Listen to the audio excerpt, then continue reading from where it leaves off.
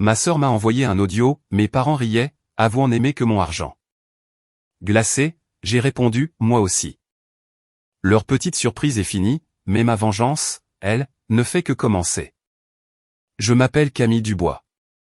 J'ai 32 ans et il y a 3 jours, ma sœur m'a envoyé un fichier audio qui a fait voler en éclats tout ce que je croyais savoir sur ma famille. Le message était accompagné d'une provocation, devine qui a une surprise pour toi. 4 minutes et 23 secondes. C'est le temps qu'il a fallu pour détruire 32 ans de croyances que j'étais aimé. Dans l'enregistrement, mes parents riaient de moi. Elle croit vraiment qu'on l'aime. Ce qu'on aime, c'est son argent. Mon père m'a appelé la naïve. Ma sœur a demandé combien de temps je continuerais à payer. Pendant 8 ans, j'ai donné 384 000 € à ma famille. Je pensais être une bonne fille. Il s'est avéré que je n'étais qu'un distributeur de billets avec des sentiments. Mardi, 21h47.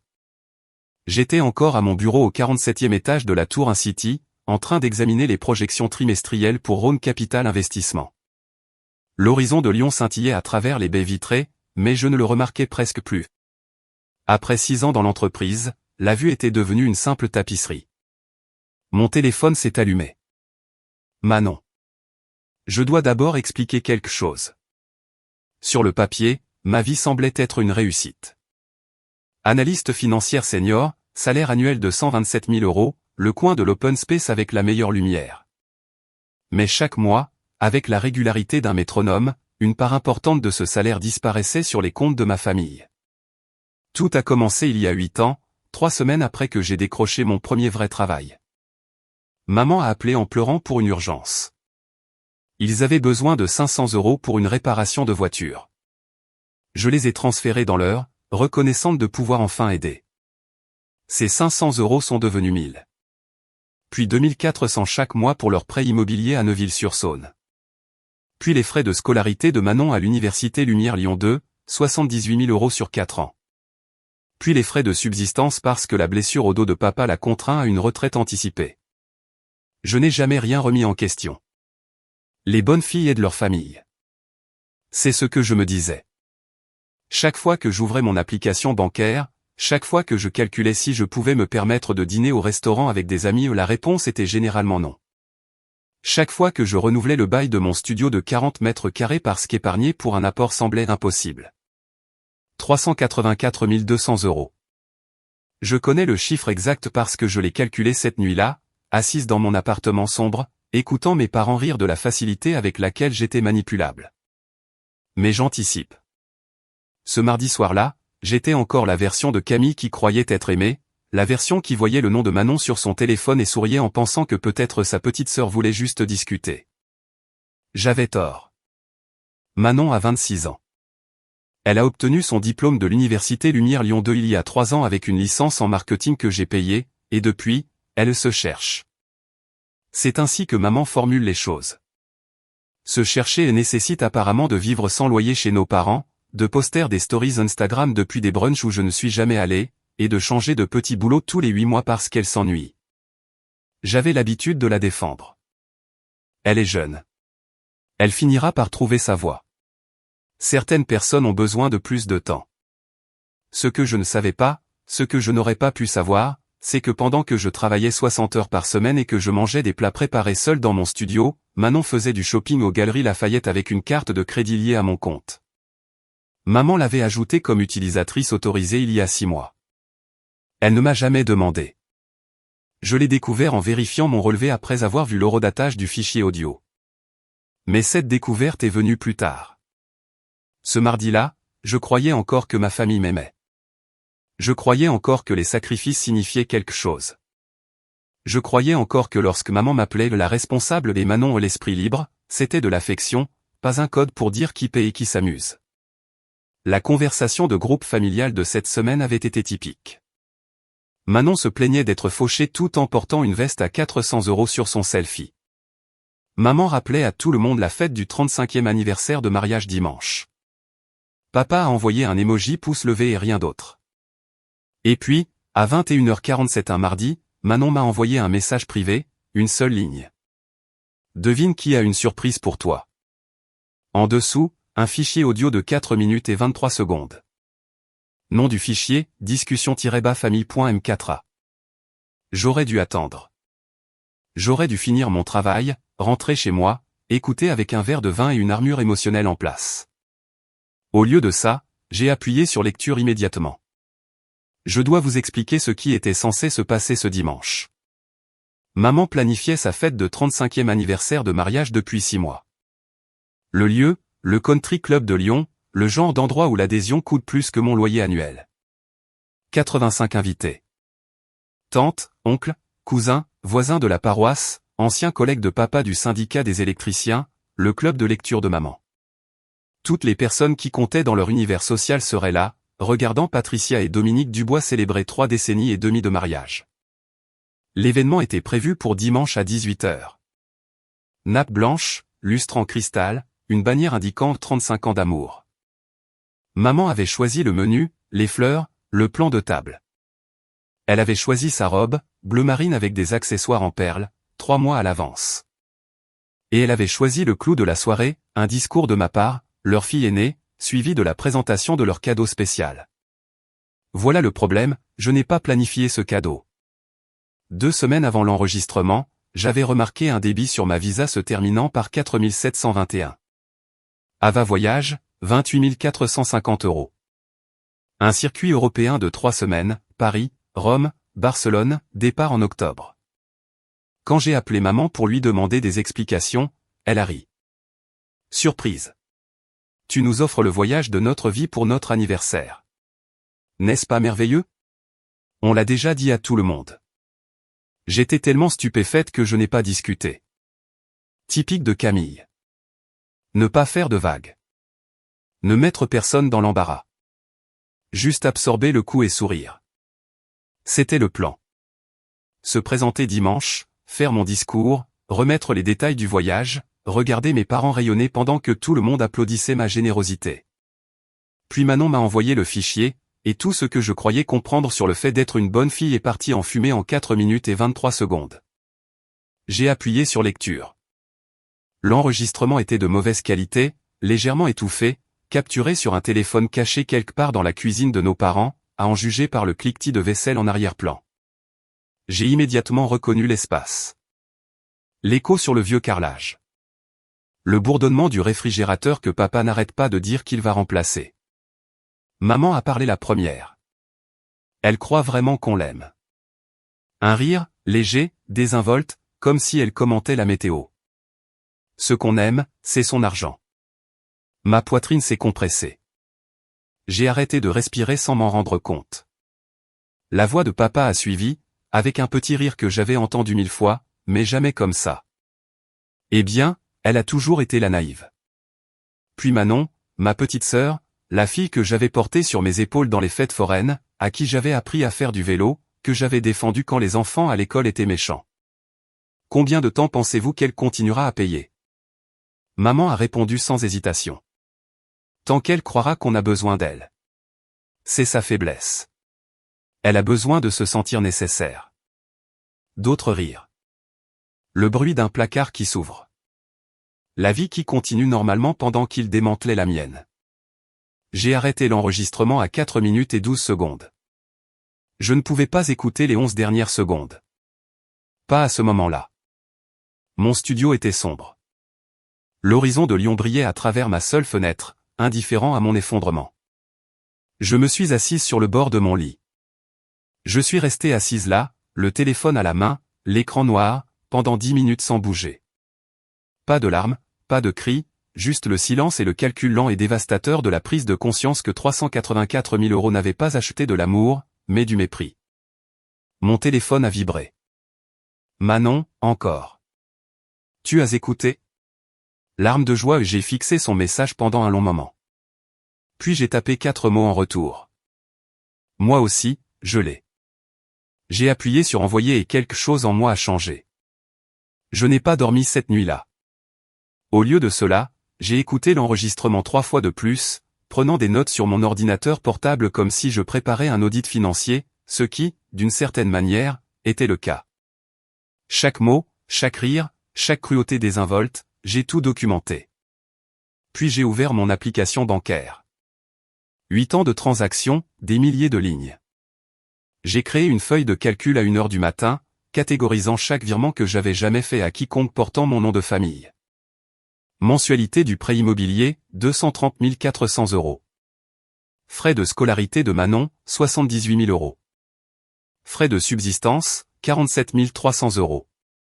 Prêt d'urgence jamais remboursé, 28 500 €. Le total brillait sur mon écran, 384 200 €. J'ai pensé à ce que cet argent aurait pu être. Un apport pour un appartement, un plan d'épargne retraite, des vacances ou ne serait-ce qu'une seule vacance n'importe où dans le monde, un appartement plus agréable sans cafard dans les murs. Au lieu de cela, j'avais un studio de 40 mètres carrés et des parents qui me traitaient de naïf dans mon dos. À 3 heures du matin, j'ai envoyé un email à Rebecca Moreau.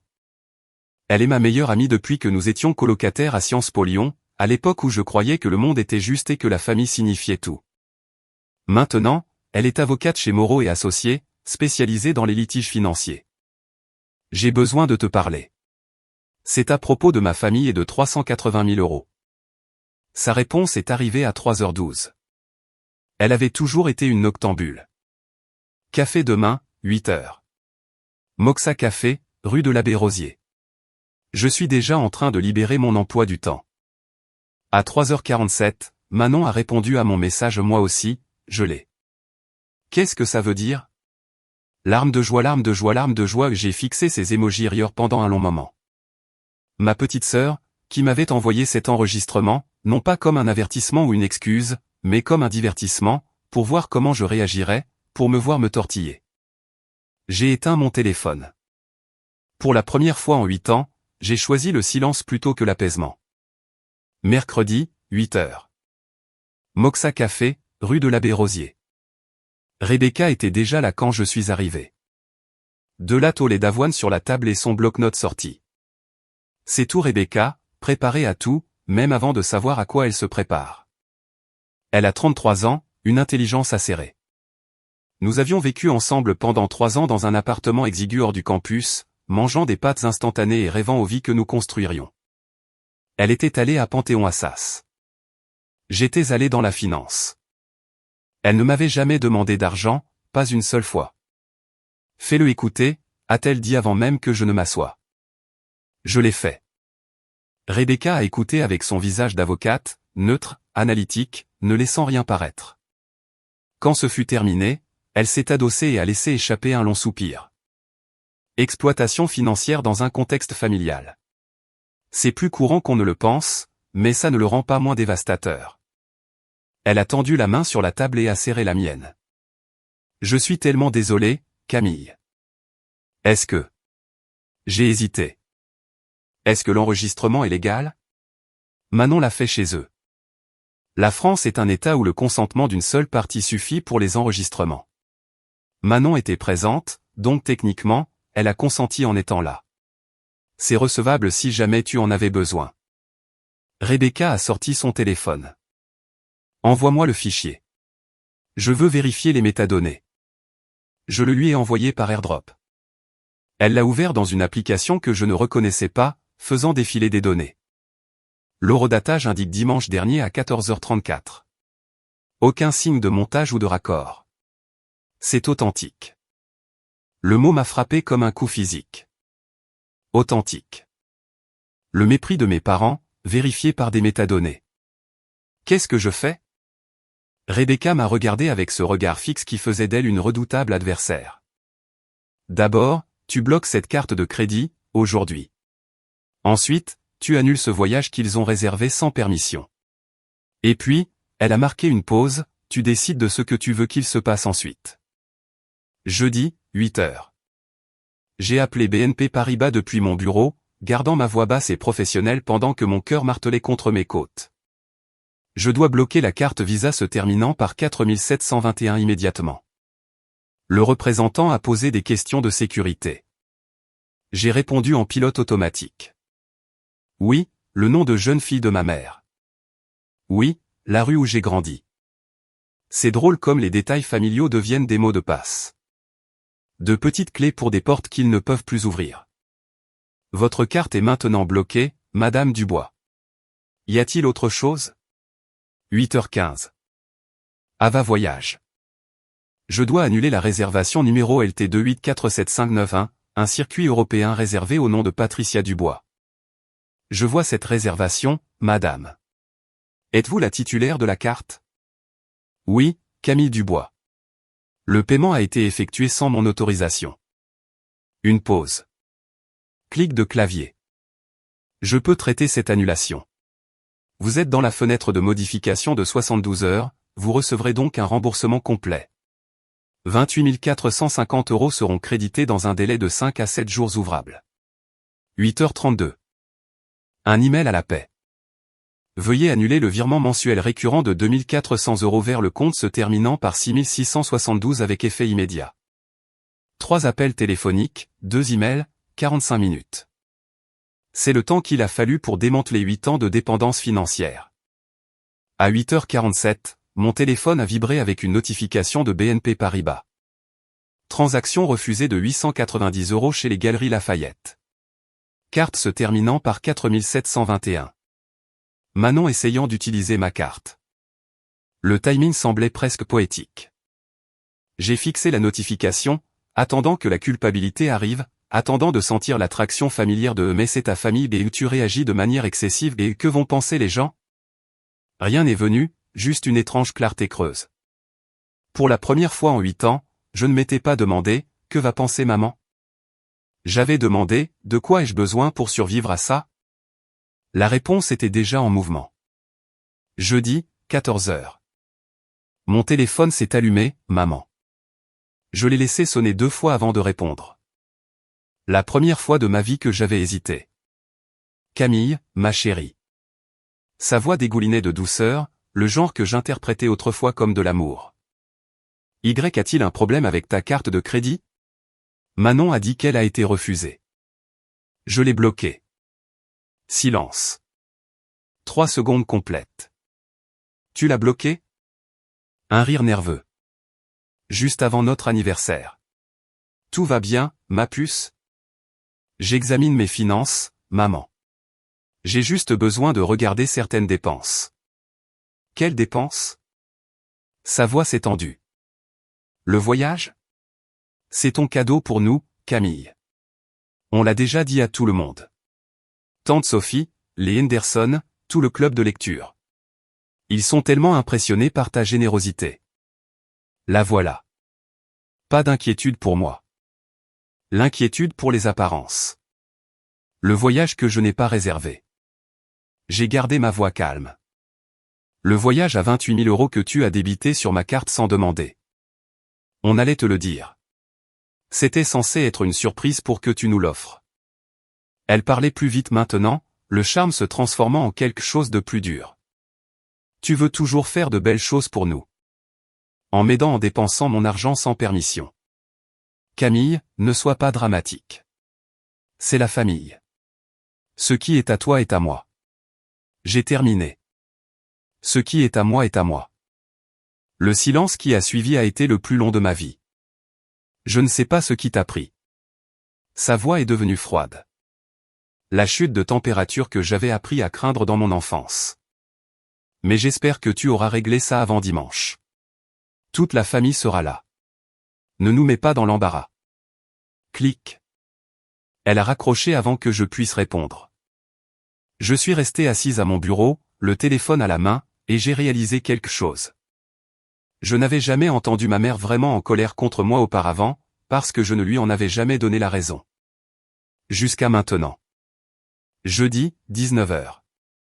Manon m'a appelé en FaceTime, assise dans ce qui était ma chambre d'enfant. J'ai reconnu les murs lavande délavés, la fenêtre donnant sur le jardin. Maman l'avait transformée en chambre d'amis il y a des années, mais Manon l'avait temporairement colonisée après son diplôme, il y a 3 ans. Chérie, a-t-elle traîné, utilisant l'anglais qu'elle avait appris lors d'un séjour de 2 semaines à Londres. Tu as causé tout un remue-ménage, n'est-ce pas? C'est vrai? Maman fait le ménage de stress depuis 3 heures. Papa s'est enfermé dans le garage. Elle a ri, s'adossant à mes anciens oreillers. Je dois dire que je ne m'attendais pas à cette réaction. Tu es généralement si accommodante. Pourquoi m'as-tu envoyé cet enregistrement, Manon? Elle a penché la tête, un sourire jouant sur ses lèvres. Honnêtement, je voulais voir ce que tu ferais. Tu es toujours si parfaite, si responsable, si je suis la bonne fille. J'étais curieuse de savoir quand tu allais enfin craquer. Donc, c'était un divertissement pour toi. Ne sois pas dramatique. La même phrase que maman, le même ton méprisant. Je pensais que tu allais pleurer, appeler maman, et que tout s'arrangerait d'ici dimanche. Je ne pensais pas que tu ferais réellement quelque chose. Qu'est-ce qu'ils ont dit à la famille à propos de l'argent que j'envoie? Manon a haussé les épaules. Que tu le donnes volontairement? Que tu te sens coupable d'avoir plus de succès et que tu veux aider? Que tu as insisté? Elle a examiné sa manucure. Toute la famille pense que tu cherches désespérément leur approbation avec ton portefeuille. Ma poitrine s'est serrée, mais j'ai gardé un visage neutre. Tu viens dimanche, a demandé Manon. Maman est inquiète. Enfin, inquiète. Guillemets en l'air. Elle a dit que si tu ne te montres pas et que tu n'agis pas normalement, elle appellera ton patron. Monsieur le maître. Elle lui dira que tu fais une dépression nerveuse et que la famille est inquiète. J'ai mis fin à l'appel sans dire au revoir, mais pas avant d'avoir lancé l'application mémo vocale de mon téléphone. Enregistrement, 3 minutes 41 secondes. Vendredi, je suis allé travailler comme si de rien n'était. Tableur, réunion, une performance si convaincante que ma collègue Sarah m'a demandé si je voulais déjeuner. Je ne peux pas aujourd'hui, ai-je dit. Des trucs de famille ce week-end. Elle n'a pas posé plus de questions. La Camille du travail et la vraie Camille avaient toujours été des personnes distinctes.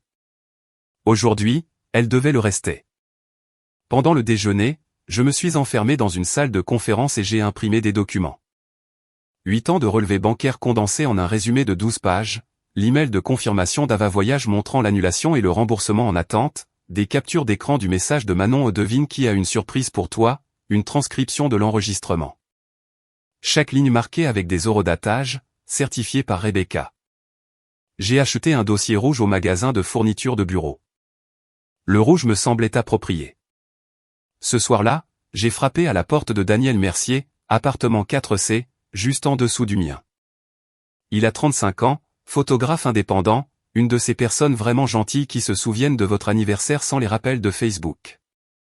Nous étions devenus amis au fil des plaintes partagées dans la buanderie et des plats à emporter occasionnels. Je peux te demander un énorme service?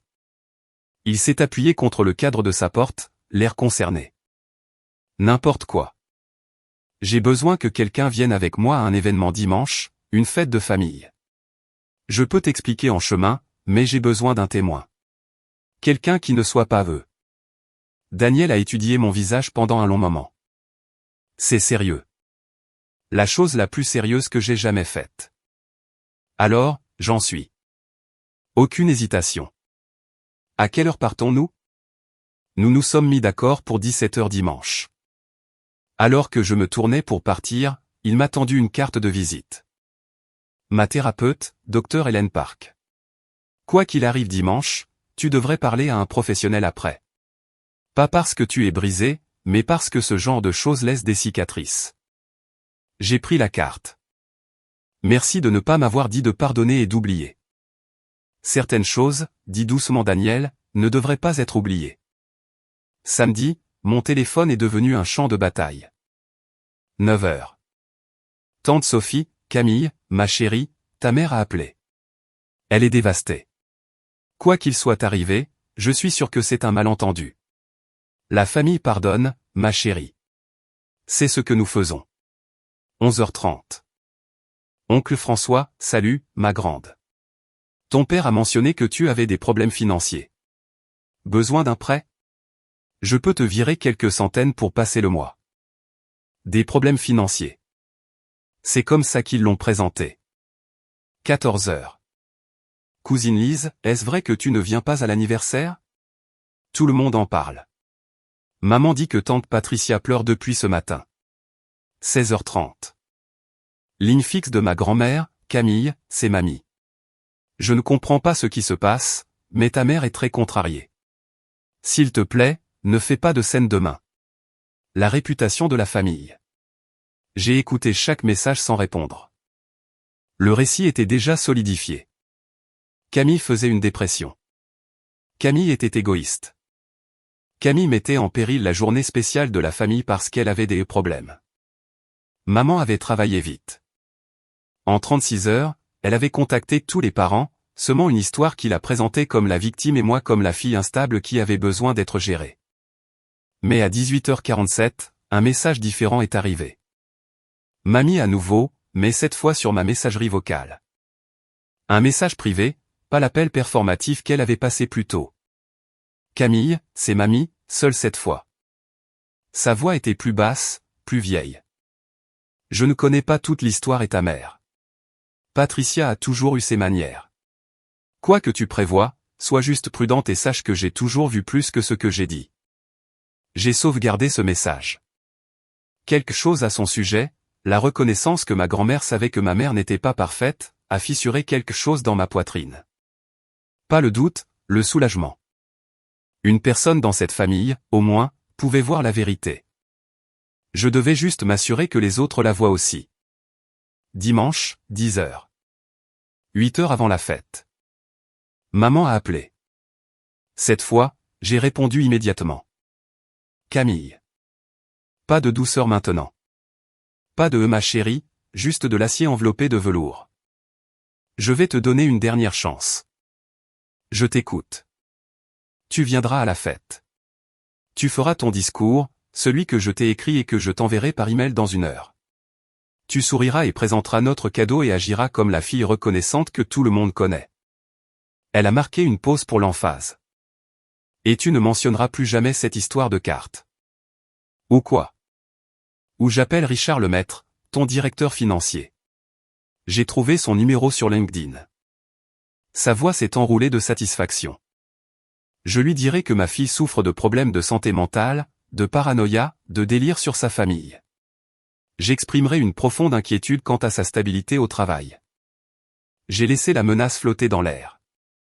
Tu penses que je ne le ferai pas, a continué maman. Patricia Dubois, mère dévouée, inquiète pour sa fille troublée. Qui douterait de moi, Camille? Tout le monde dans ce bureau te regardera différemment.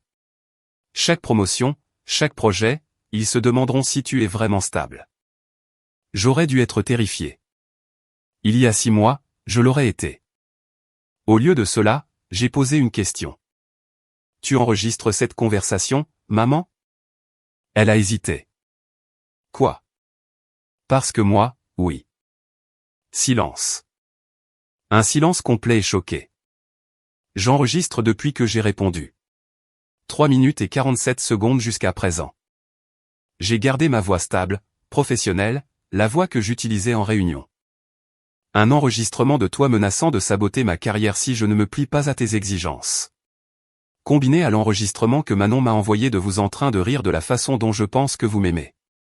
Je dirais que j'ai une belle collection maintenant. La ligne est devenue silencieuse.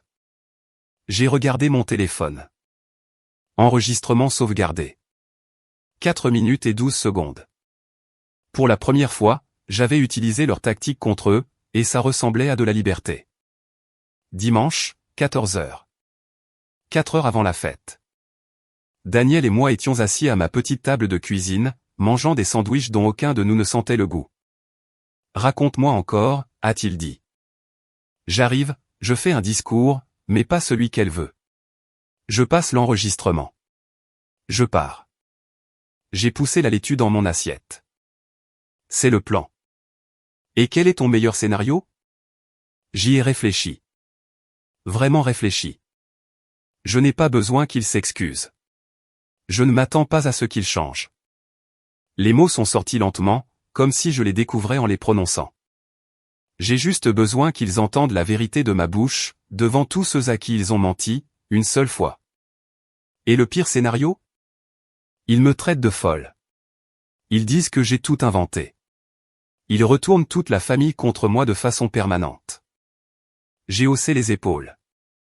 Mais j'ai les preuves, les relevés bancaires, les métadonnées, l'enregistrement que Manon a envoyé volontairement.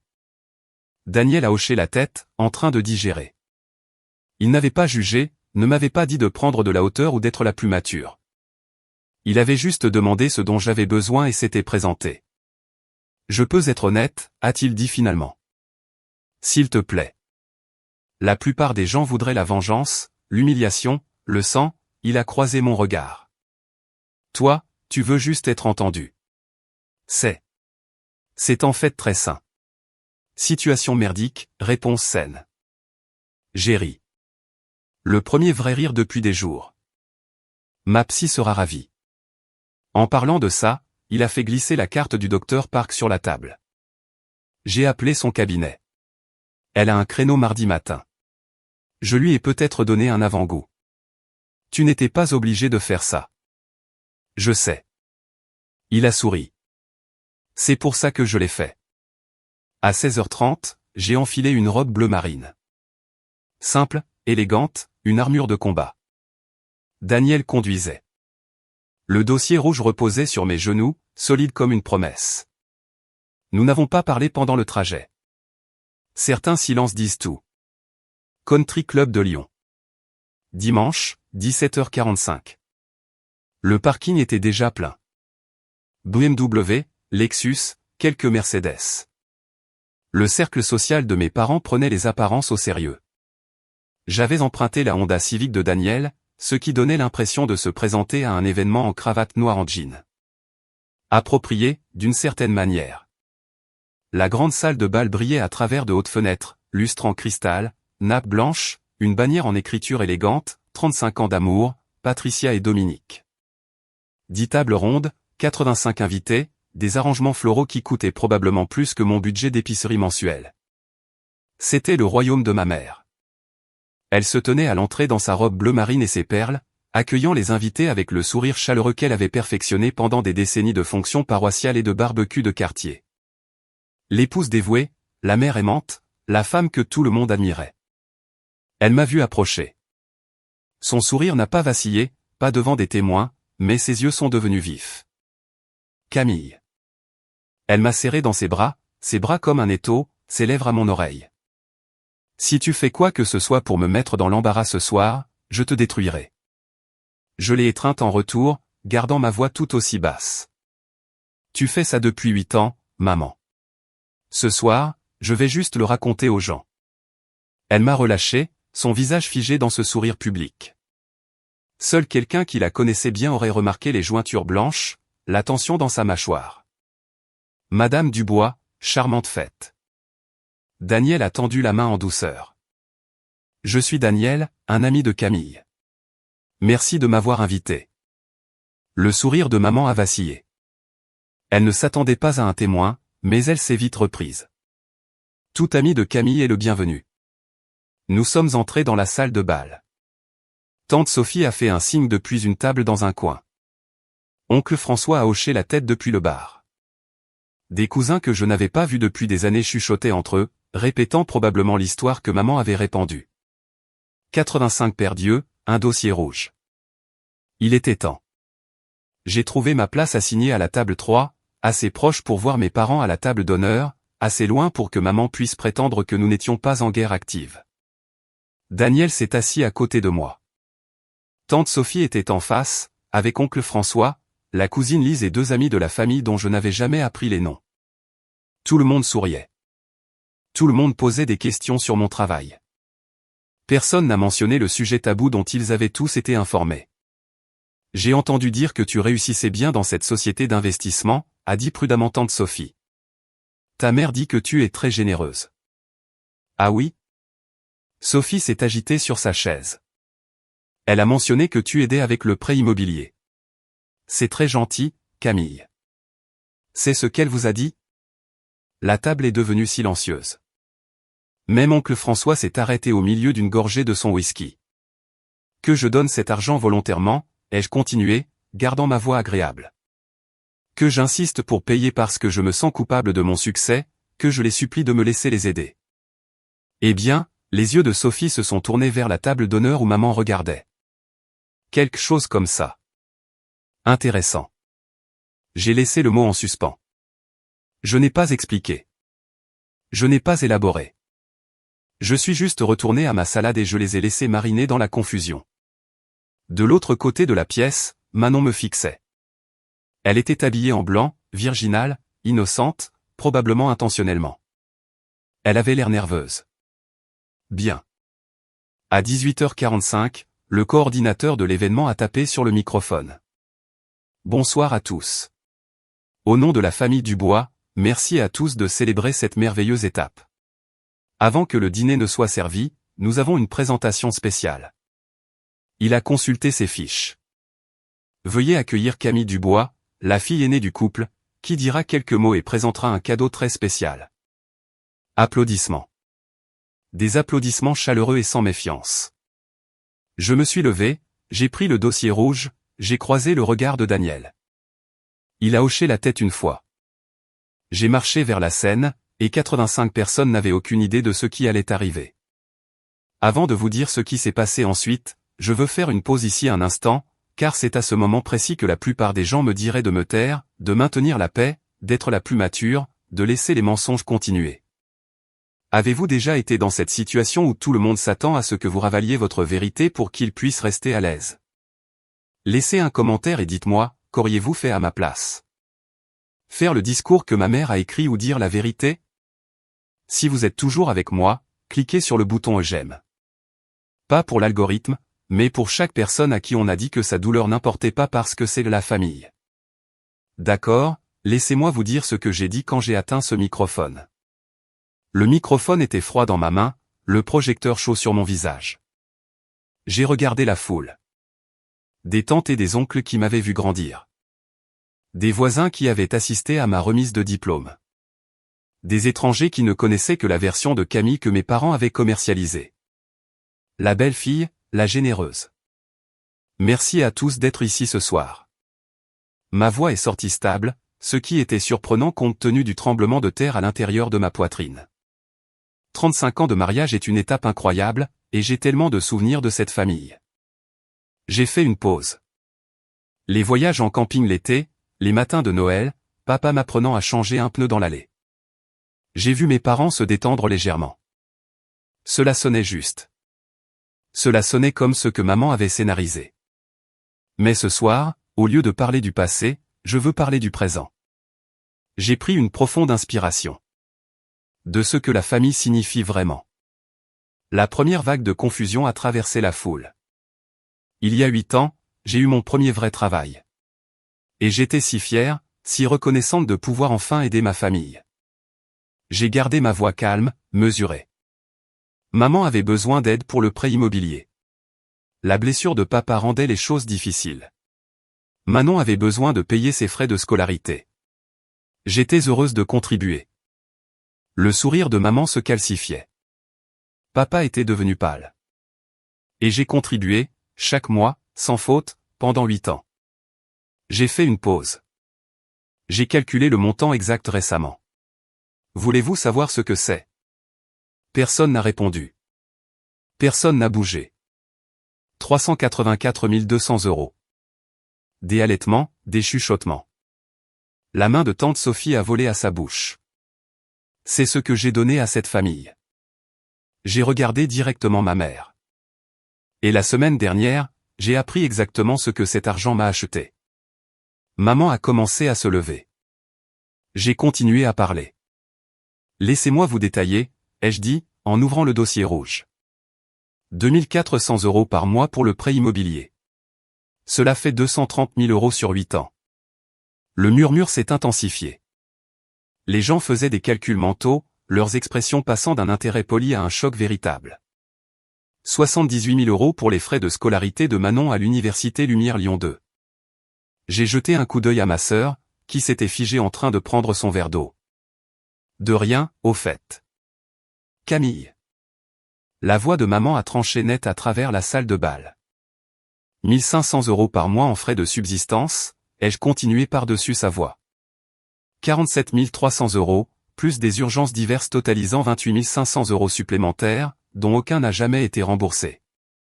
Ce n'est pas approprié. Maman était maintenant debout, se dirigeant vers la scène. Et plus récemment, ai-je dit, des vacances en Europe pour 28 450 €, débités sur ma carte de crédit sans que je le sache, comme un cadeau que j'étais apparemment en train de vous offrir. C'était censé être une surprise. Le masque public de maman se fissurait. Tu étais d'accord. Je n'ai jamais été d'accord avec quoi que ce soit. Vous m'en avez parlé après l'avoir déjà débité et annoncé à tout le monde. J'ai regardé la foule. Est-ce que quelqu'un ici a déjà eu quelqu'un qui a dépensé près de 30 000 € sur sa carte de crédit sans permission et a appelé ça un cadeau que vous lui faisiez? Des têtes secouaient, les chuchotements s'intensifiaient. Tante Sophie s'est levée. Camille, ma chérie, ce n'est pas il y a plus. J'ai sorti mon téléphone. L'argent n'est même pas le pire. Maman s'est précipitée vers les marches de la scène. Elle fait une crise. Je vous ai tous dit qu'elle n'était pas stable. Au contraire, j'ai connecté mon téléphone au système de sonorisation. Je n'ai jamais réfléchi aussi clairement. Mon pouce a plané sur le bouton de lecture. Ceci est un enregistrement que ma sœur Manon m'a envoyé il y a 4 jours. Elle pensait que c'était drôle. J'ai appuyé sur lecture. La voix de maman a rempli la grande salle de bal. Elle croit vraiment qu'on l'aime. Ce qu'on aime, c'est son argent. 85 personnes ont retenu leur souffle. La voix de papa est venue ensuite, en riant. Eh bien, elle a toujours été la naïve. Puis Manon. Combien de temps pensez-vous qu'elle continuera à payer? Et maman à nouveau, aussi désinvolte que si elle parlait de la météo. Tant qu'elle croira qu'on a besoin d'elle. C'est sa faiblesse. Elle a besoin de se sentir nécessaire. L'enregistrement a duré 47 secondes avant que maman ne hurle « Arrêtez ça !» C'est faux. Elle l'a fabriqué. J'ai arrêté l'audio. Le silence qui a suivi était différent de tout ce que j'avais jamais connu. Pas le silence poli d'une cérémonie, mais le vide stupéfait et sans air de l'incrédulité collective. Ce n'est pas faux, ai-je dit calmement. Le fichier a des métadonnées montrant qu'il a été enregistré dimanche dernier à 14h34. Il a été vérifié par une avocate. Les horodatages sont intacts. Il n'y a pas de montage, pas de raccord. J'ai regardé Manon, toujours figée à sa table. Et Manon, voudrais-tu dire à tout le monde qui a enregistré ça, qui me l'a envoyé avec le message devine qui a une surprise pour toi et un emoji cadeau? Toutes les têtes se sont tournées vers ma sœur. Elle a ouvert la bouche, l'a refermée. Des larmes ont commencé à couler sur son visage. Que ce soit par culpabilité ou par la prise de conscience qu'elle venait de devenir un dommage collatéral de sa propre tentative de sabotage, je ne saurais le dire. Manon? La voix d'oncle François était rauque. Est-ce que c'est vrai? Elle n'a pas répondu. Elle ne pouvait pas. J'ai regardé ma mère. Elle se tenait au pied de la scène, le mascara commençant à couler, la façade parfaite s'effondrant enfin. Tu voulais que je fasse un discours ce soir, ai-je dit. Considérez ceci comme mon discours.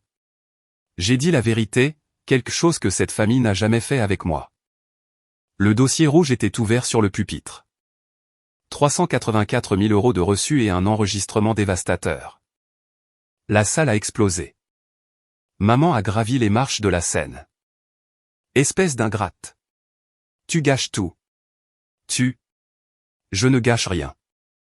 J'ai reculé, gardant le pupitre entre nous. Je ne le cache plus, c'est tout. Cet enregistrement est un mensonge. Je n'ai jamais. Nous n'avons jamais. Maman.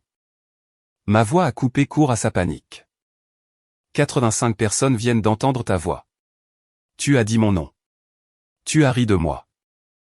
Papa s'est levé de la table d'honneur, le visage cramoisi. Camille, c'est notre anniversaire. Et tu m'as traité de naïve. Papa, tu as ri pendant que maman disait que vous n'aimiez que mon argent. J'ai croisé son regard. C'était drôle pour toi. Il n'avait pas de réponse. Manon a quitté la pièce en courant, en sanglotant. Une de ses amies l'a poursuivie. La foule avait commencé à se fracturer. Certaines personnes restaient figées. D'autres chuchotaient avec urgence à leurs voisins. Oncle François a repoussé sa table et a marché droit vers ma mère. Patricia, est-ce que ce qu'elle dit est vrai à propos de l'argent?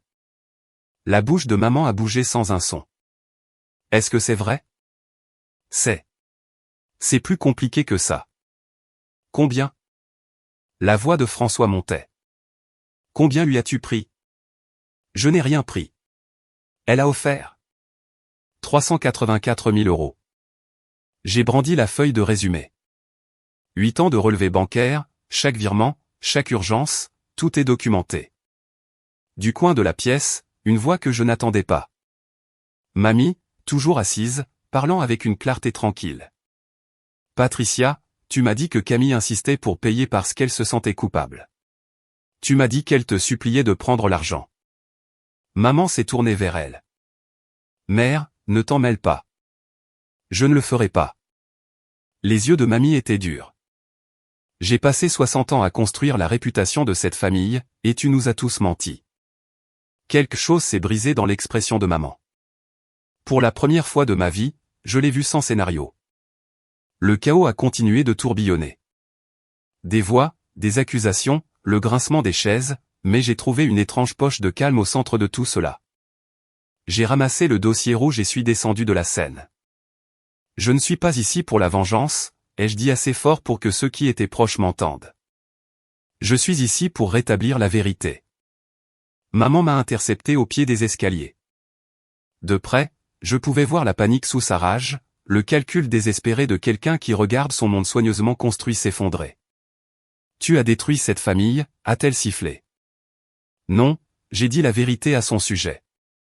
J'ai regardé les invités dispersés, certains partant, d'autres se regroupant en conversation choquée, d'autres nous regardant comme si nous étions un accident de voiture dont ils ne pouvaient détourner le regard. Je veux être clair sur quelque chose, ai-je annoncé à quiconque écoutait encore. Je ne demande pas de remboursement. Je ne poursuis personne en justice. Je n'essaie pas de punir. J'ai posé le dossier rouge sur la table la plus proche. J'en ai simplement fini. Plus de virements mensuels. Plus de prêts d'urgence. Plus de cartes de crédit utilisées sans permission. J'ai fait une pause. Si mes parents ont besoin d'une aide réelle à l'avenir, une aide réelle, pas des vacances de luxe et des virées shopping, je suis prête à avoir une conversation. Mais ce sera une conversation honnête. La première conversation honnête que cette famille ait jamais eue. Papa s'est affalé sur la chaise la plus proche, la tête dans les mains. Maman se tenait rigide, vibrant d'une fureur qu'elle ne pouvait exprimer devant des témoins. Je me suis tourné vers mamie. Je suis désolé que cela se soit passé à une fête, ai-je dit doucement. Mais ça allait arriver quelque part. Au moins, maintenant tu sais. Elle a tendu la main et a serré la mienne. Sa prise était plus forte que prévu. Je sais, a-t-elle dit. J'aurais dû savoir plus tôt. Je suis désolé de ne pas l'avoir fait. Je l'ai embrassé sur la joue. Puis je me suis dirigé vers la sortie. L'air du soir a frappé mon visage comme de l'eau froide. Daniel était juste derrière moi, silencieux et solide. Nous avons traversé le parking sans parler, le gravier crissant sous nos pieds, les bruits de la fête des voix fortes, quelqu'un qui pleure s'estompant derrière nous. Je n'ai pas regardé en arrière. Nous avions presque atteint sa voiture quand quelqu'un a appelé mon nom. Camille, attends. Mamie se tenait à l'entrée du country club, s'appuyant sur sa canne. La traversée du parking lui avait coûté. Je pouvais la voir respirer difficilement, mais elle était venue quand même. Je l'ai rencontrée à mi-chemin. Je voulais dire quelque chose. Ses yeux étaient brillants, que ce soit à cause des larmes ou du froid du soir, je ne saurais le dire. Tu avais raison. Ta mère. J'ai trouvé des excuses pour elle toute ma vie. C'est juste Patricia. Elle a de bonnes intentions. La famille, c'est la famille. Elle a secoué la tête. J'aurais dû le voir plus tôt. J'aurais dû te protéger. Tu ne savais pas. Je ne voulais pas savoir. Il y a une différence. Elle a saisi mon bras. Ne la laisse pas te convaincre que tu es la méchante ce soir. Tu as dit la vérité. Cela a demandé plus de courage que tout ce que quiconque dans cette salle de bal a jamais fait. Je l'ai étreinte avec précaution, consciente de sa silhouette fragile. Merci, mamie. Prends soin de toi. Elle s'est reculée. Et ne réponds pas à ton téléphone pendant quelques jours. Fais-moi confiance. J'ai ri malgré tout. Bon conseil. Daniel et moi sommes partis alors que le soleil se couchait sur Lyon. Dans le rétroviseur, je pouvais voir des gens sortir du country club, se regroupant en groupes confus, essayant probablement de digérer ce dont ils avaient été témoins. Comment te sens-tu? A demandé Daniel. J'y ai réfléchi. Vraiment réfléchi. Comme si j'avais retenu ma respiration pendant 8 ans, ai-je dit finalement. Et que je venais d'expirer. L'horizon de Lyon scintillait devant nous. Pour la première fois, je me sentais chez moi. Mon appartement n'avait jamais semblé aussi calme. Je me suis assise près de la fenêtre à 22 heures, les lumières de la ville se brouillant à travers une vitre qui avait besoin d'être nettoyée. Mon téléphone était posé face contre table. Je l'avais mis en silencieux il y a des heures, après que les notifications soient devenues insupportables. 47 appels manqués à mon dernier décompte. 23 SMS, probablement plus maintenant. Je n'ai pas regardé. Au lieu de cela, je suis restée assise avec le silence et je me suis permis de ressentir tout ce que j'avais réprimé depuis mardi soir. Le chagrin est venu en premier, non pas pour la confrontation, mais pour la famille que je pensais avoir. Les parents qui m'avaient tenu dans leurs bras quand j'étais bébé, qui avaient applaudi à mes remises de diplôme, qui m'avaient dit qu'ils étaient fiers. Est-ce que quelque chose de tout cela avait été réel, ou avais-je toujours été un investissement pour eux, évalué uniquement pour ses rendements? Les larmes sont venues sans prévenir. Je n'avais pas pleuré depuis que j'avais écouté cet enregistrement la première fois. 4 jours de logistique, de planification et de sang-froid soigneusement maintenu. Maintenant, seul dans mon studio avec les lumières de la ville comme seul témoin, j'ai finalement craqué. J'ai pleuré pour la fillette de 10 ans qui voulait juste que ses parents soient fiers. J'ai pleuré pour la jeune femme de 22 ans qui a donné son premier salaire en essayant de prouver qu'elle était suffisante. J'ai pleuré pour la femme de 32 ans qui venait d'apprendre que suffisant n'arriverait jamais. À 23 heures, j'ai appelé Rebecca. Je l'ai fait, ai-je dit, la voix rauque. J'ai vu que ton père m'a appelé 2 fois. Je n'ai pas répondu. La voix de Rebecca était chaleureuse. Comment vas-tu? Vraiment? Je ne sais pas. Je crois que je suis triste, mais aussi soulagé. Les deux peuvent être vrais. Est-ce que j'ai fait ce qu'il fallait? Elle est restée silencieuse un moment. Tu as fait ce qui était nécessaire. Ce n'est pas toujours la même chose, mais ce soir, ça l'était. J'ai raccroché et je me suis allongé sur mon lit. Pour la première fois depuis des années, j'ai dormi sans rêver de ce que je devais à qui que ce soit. Les retombées sont arrivées par vagues. Lundi, tante Sophie a appelé, sa voix complètement changée par rapport au message la famille pardonne 2 jours plus tôt. Camille, je n'avais aucune idée. Ta mère nous a dit que tu insistais, que tu te sentais coupable de ton succès et que tu voulais contribuer. Nous l'avons tous cru. Elle s'est interrompue. Je suis tellement désolé de ne pas avoir posé plus de questions. Merci d'avoir appelé, tante Sophie. Je n'appelle pas juste pour m'excuser. Sa voix s'est durcie. J'ai dit à Patricia ce que je pense d'elle. Nous n'allons pas nous parler pendant un moment. Mardi. Un email de Manon. Étonnamment long. Étonnamment amer. Tu as ruiné ma vie. J'ai perdu mon travail parce que mon patron est ami avec tante Sarah et maintenant tout le monde sait. Tu es contente? Tu as eu ta vengeance. J'ai répondu en 4 phrases. Tu m'as envoyé cet enregistrement pour me voir souffrir. Tu en as ri. Tes choix, tes conséquences. J'espère que tu en tireras des leçons. Mercredi, 3 amis de papa de la paroisse ont envoyé des notes d'excuses formelles. De vraies cartes en papier envoyées à mon appartement. Ils avaient cru la version de mes parents pendant des années. Ils avaient pensé que Camille Dubois était une fille désespérée qui achetait de l'affection. Maintenant, ils savaient mieux. Le country club a envoyé une facture à mes parents pour la fête, avec la mention un paiement requis sous 14 jours. Apparemment, avoir un scandale public lors de votre événement affecte votre statut de membre. J'ai appris cela d'oncle François qui a appelé pour me donner ce qu'il a appelé le rapport de situation. Tes parents refinancent la maison. Sans tes paiements, ils ne peuvent pas couvrir le prêt. Il a fait une pause. Je ne dis pas ça pour que tu te sentes coupable. Je ne me sens pas coupable, ai-je dit. Et je le pensais. 12 membres de la famille avaient cessé de parler à ma mère à partir de mercredi soir. J'ai tenu le compte, non pas par satisfaction, mais comme preuve que la vérité avait des conséquences. 2 semaines après la fête, maman a posté sur Facebook un paragraphe soigneusement rédigé sur les difficultés familiales et le respect de la vie privée pendant les moments difficiles. Les commentaires ont afflué, principalement de la sympathie, quelques questions curieuses, une réponse pointue de la cousine Lise qui a été supprimée en quelques minutes. La machine à remodeler la réalité se mettait en marche. Je m'y attendais. Ma mère n'avait jamais rencontré un récit qu'elle ne pouvait pas remodeler. Mais ensuite, elle m'a appelé. « Es-tu satisfaite maintenant ?» Sa voix était froide, contrôlée. Le masque de retour en place, juste fissuré sur les bords. Toute la paroisse sait. Mon club de lecture m'a laissé tomber. Barbara Henderson ne retourne pas mes appels. Et c'est ma faute? Tu nous as publiquement humiliés, Camille, à notre anniversaire. Comprends-tu ce que tu as fait? J'ai dit la vérité, maman. Quelque chose que tu n'as jamais essayé. La vérité? Elle a ri amèrement. Tu penses que quelqu'un se soucie de la vérité? Il se soucie des apparences, du respect, de la stabilité. Des choses que tu as détruites en 5 minutes. C'est moi qui les ai détruites. J'ai laissé ça en suspens.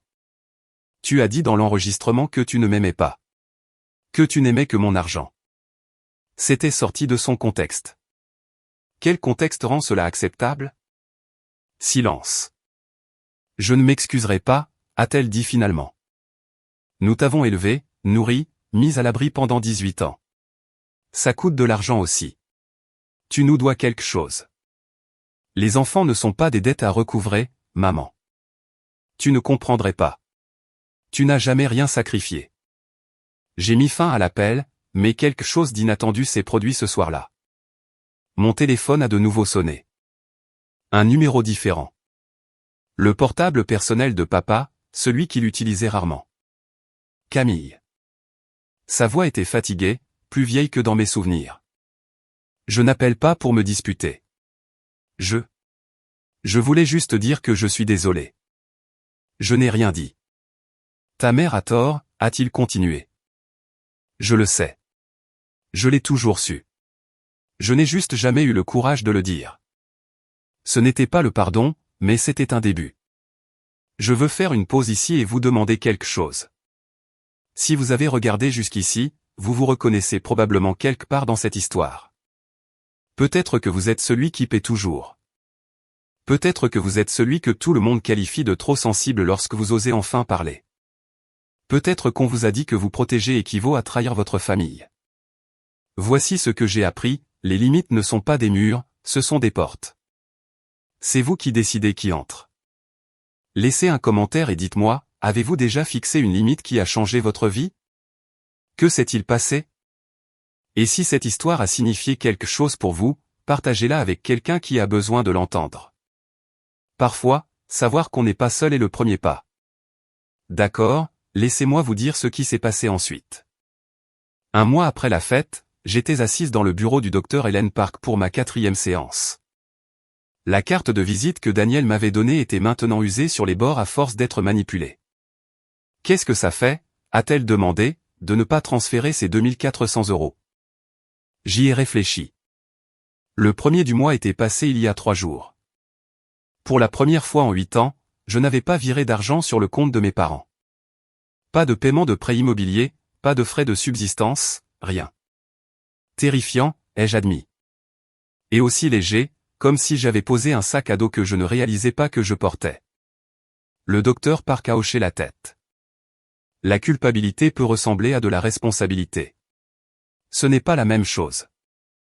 Cet après-midi-là, j'ai fait quelque chose que je n'avais jamais fait. Je suis entré dans une agence immobilière.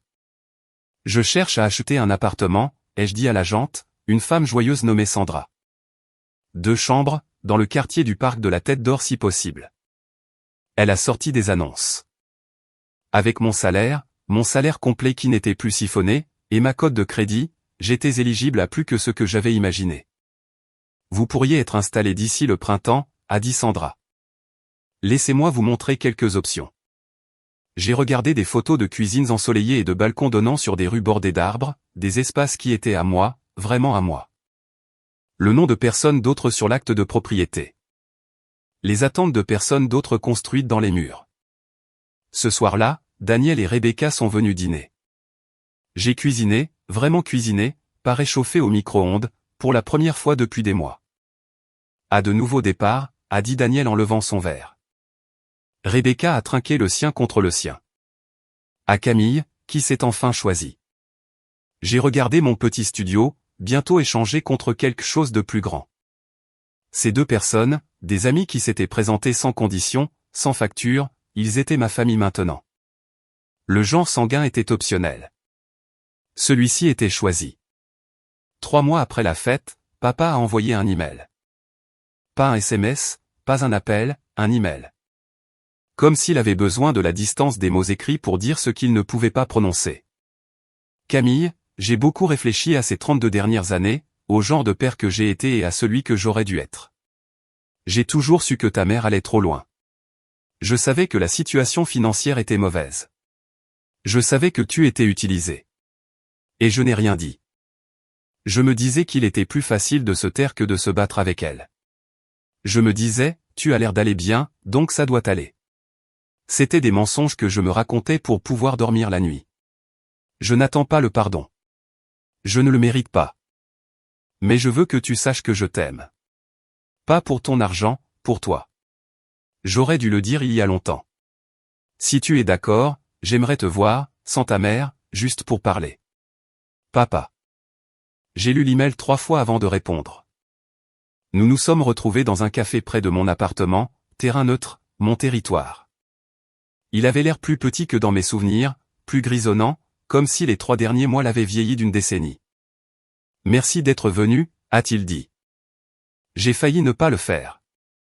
Nous sommes restés assis en silence un moment, puis il a commencé à parler. Pas des excuses, des reconnaissances.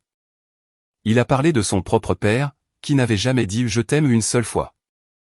Il a parlé de son mariage avec Patricia parce qu'elle semblait forte et sûre d'elle, tout ce qu'il n'était pas.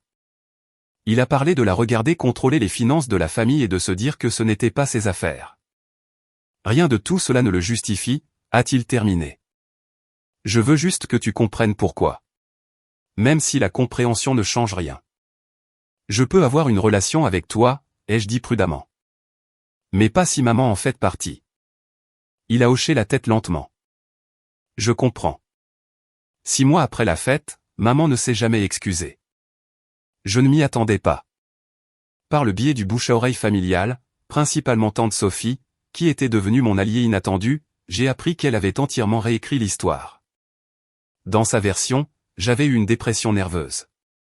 Le stress du travail.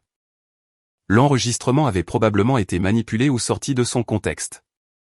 Elle était la victime d'une fille ingrate qui s'était retournée contre sa propre mère pour un malentendu. Certaines personnes l'ont cru. C'était bien. Les personnes qui comptaient connaissaient la vérité. Manon a envoyé un dernier message avant de me bloquer partout. J'espère que tu es contente de ce que tu as fait. Tu nous as tout pris. Maman pleure tous les jours. Papa parle à peine. J'ai dû emménager avec une amie parce que je ne peux pas payer de loyer. Tout est de ta faute. J'ai écrit une réponse dans mon application de notes, j'ai tout tapé, chaque mot de colère, chaque défense justifiée, puis je l'ai supprimé sans l'envoyer. Au lieu de cela, j'ai écrit dans mon journal ce que le docteur Park avait suggéré. Manon a fait un choix quand elle a envoyé cet enregistrement. Elle voulait me faire du mal. Elle a réussi, mais pas de la manière qu'elle avait prévue. Je peux faire le deuil de la sœur que je pensais avoir sans prendre la responsabilité de la sœur qu'elle a choisi d'être. La porte n'était pas verrouillée. Si Manon voulait un jour avoir une conversation honnête, une vraie, avec responsabilité et croissance, j'écouterais. Mais je n'allais pas la poursuivre. J'avais passé 32 ans à courir après l'approbation de ma famille. J'en avais fini de courir. Certaines relations peuvent guérir, d'autres non. La sagesse est de savoir laquelle est laquelle, et d'accepter qu'on ne peut contrôler les choix de personne d'autre que les siens. J'ai choisi la paix. Ce qu'ils choisissaient, c'était leur affaire. 6 mois après la fête, en mars, j'ai signé les papiers un mercredi après-midi, pour un appartement de 2 chambres au parc de la Tête d'Or avec des murs en briques apparentes et des fenêtres qui captaient le soleil de l'après-midi. Mon nom sur l'acte de propriété, celui de personne d'autre. La pendaison de crémaillère était modeste. Rebecca, Daniel, quelques collègues du travail qui étaient devenus de vrais amis. Papa est venu seul, mal à l'aise dans un coin, mais il essayait. Et mamie, qui avait insisté pour apporter sa célèbre tarte aux pommes bien qu'elle puisse à peine marcher. Je suis fière de toi, a-t-elle dit, en examinant les pièces vides qui seraient bientôt remplies de meubles que j'avais choisis moi-même. Pas seulement pour cet endroit, pour tout ça. Même la fête, elle a souri, cette intelligence vive toujours brillante derrière ses yeux vieillissants. Surtout la fête. Quelqu'un devait dire ce que tout le monde pensait. Je suis juste désolé que ça ait dû être toi. Rebecca a levé son verre alors que nous nous rassemblions dans le salon. À Camille Dubois, qui a acheté un appartement, obtenu une augmentation de 8%, et lancé un blog elle a vérifié son téléphone, 12 000 abonnés, tout ça en 6 mois. Le blog avait été un accident. J'avais commencé à écrire anonymement sur les limites financières et les familles, m'attendant à peut-être une poignée de lecteurs. Au lieu de cela, les messages ont afflué. Des milliers de personnes qui se reconnaissaient dans mon histoire, qui avaient trop donné pendant trop longtemps à des gens qui n'aimaient que ce qu'ils pouvaient prendre. Je n'étais pas seul. Aucun de nous ne l'était. À de nouveaux départs, a dit Daniel. Nous avons trinqué. Par la fenêtre, la soirée de mars s'adoucissait sur la ville où j'avais vécu pendant une décennie, mais que je n'avais jamais vraiment revendiqué comme mienne. Cet appartement, ces amis, cette vie. C'était ce pourquoi j'avais payé tout ce temps sans le savoir. Pas leur approbation, ma liberté. 1 an après la fête, j'écris ceci depuis mon salon. Le café refroidit à côté de moi, la lumière du matin se répand sur le clavier.